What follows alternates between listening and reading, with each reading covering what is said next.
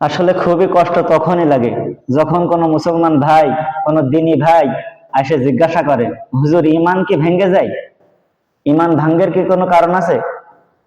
তারা জানে যে নামাজ পড়তে পড়তে হাসলে নামাজ ভেঙে যায়, রোজা রাখলে, কিছু খাইলে পান করলে রোজা ভেঙে যায়। ইমান কি কোনো কারণে ভাঙ্গে? অনেকের প্রশ্ন থাকে, কিন্তু জানে না যে ইমান ভাঙ্গে কি কারণে। আসলে আমরা বাপ দাদার ঘরে জন্মগ্রহণ করেছি, বাপ মুসলমান, দাদা মুসলমান, সেই সূত্রে আমরা মুসলমান মনে করি, মুসলমানের ঘরে জন্মগ্রহণ করেছি এবং মৃত্যুবরণ করলে, এই মতো অবস্থায় এমন ভাবে মৃত্যুবরণ করলে আমরা মুসলমান থেকে গেলাম। আমার ইমানটা কি অটুট আছে কি গেছে, এই বিষয়ে কোনো খোঁজ খবর রাখে না। এজন্য আসুন আমরা জেনে নিই ইমান ভঙ্গের কারণগুলো।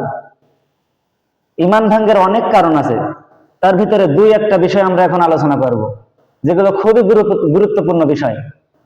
তার ভিতরে এক নম্বর বিষয় হলো, আল্লাহ তাআলা কুরআনুল কারীমের ভিতরে সূরা নিসায়ের 48 নম্বর আয়াতে বলেন, ইন্নাল্লাহা লা ইয়াগফিরু আইয়ুশরাকা বিহি, যে আল্লাহ তাআলার সাথে কাউকে শরীক করলে ঈমান চলে যায়, আল্লাহ তাআলা তাকে কখনোই ক্ষমা করবেন না।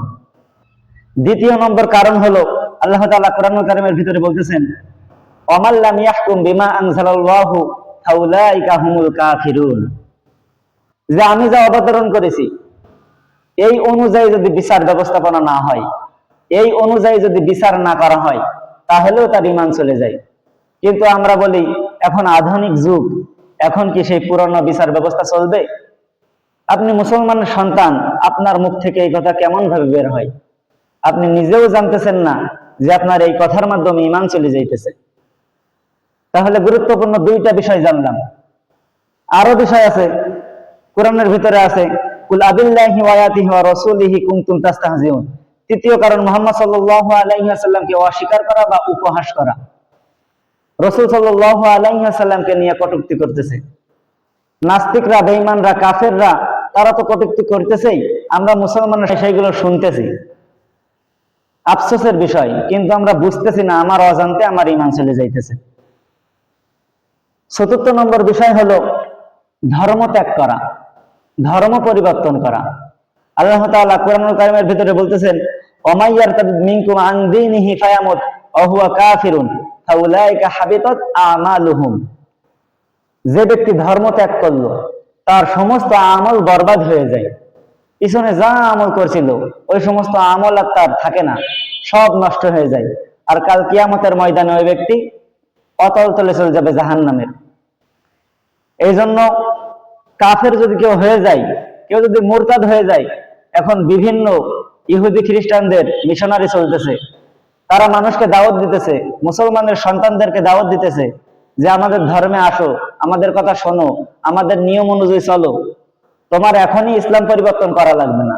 ওই মুসলমানের সন্তান কয়টা টাকার লোভে তাদের অনুষ্ঠানে যাইতেছে, তাদের নিয়ম কারণ মানতেছে, কিন্তু তার কখন ধর্ম ত্যাগ হয়ে যাইতেছে, সে কখন ঈমান হারা হয়ে যাইতেছে, এ বিষয়ে সে গুরুত্ব দিতেছে না, সে জানতেছে না, সে বুঝতেছে না, তার অজান্তেই ঈমান চলে যাইতেছে।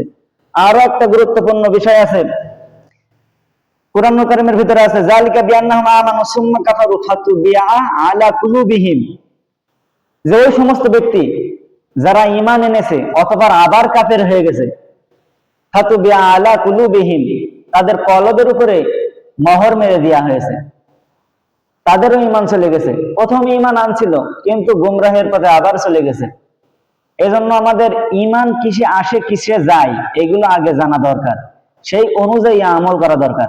আসলে আমরা যতই আমল করি না কেন, যদি আমার যে আমলটা যেখানে জমা হবে, যে অ্যাকাউন্টে জমা হবে, আমাদের সেই অ্যাকাউন্টটাই যদি না থাকে, তাহলে আমরা ইবাদত করে আমার ইবাদত সবকিছুই বৃথা যাবে। এজন্য ঈমান ভঙ্গের কারণগুলো আমাদের জন্য জানা, আমরা যারা মুসলমানের সন্তান, আমরা যারা মুসলমান দাবিদার, আমরা যারা মুসলিম হিসেবে দাবি করি, তাদের সকলকে জানা এটা একটা ফরজ যে ঈমান কিসে থাকে আর কিসে ভাঙ্গে। এজন্য আসুন আমরা সকলেই ঈমানের পথেই থাকি এবং ঈমান কিভাবে কি করলে ভেঙে যায় এই সমস্ত বিষয়গুলো জেনে সচেতন হই। আল্লাহ তাআলা আমাদেরকে সকলকে ঈমানের উপরে অটুট থাকা তৌফিক দান করুন। সকলেই বলেন আমিন।